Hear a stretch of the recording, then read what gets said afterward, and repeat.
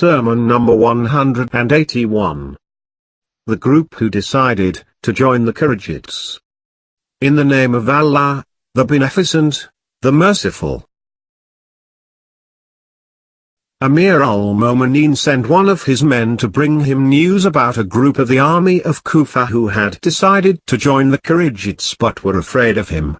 When the man came back, Amir al-Mu'mineen said to him, "Are they satisfied and staying or feeling weak and going astray?" The man replied, "They have gone away, Amir al-Mu'mineen." Then Amir al-Mu'mineen said, "May Allah's mercy remain away from them as in the case of Samud. Know that when the spears are hurled towards them and the swords are struck at their heads, they will repent of their doings. Surely today Shaitan has scattered them, and tomorrow he will disclaim any connection with them, and will leave them.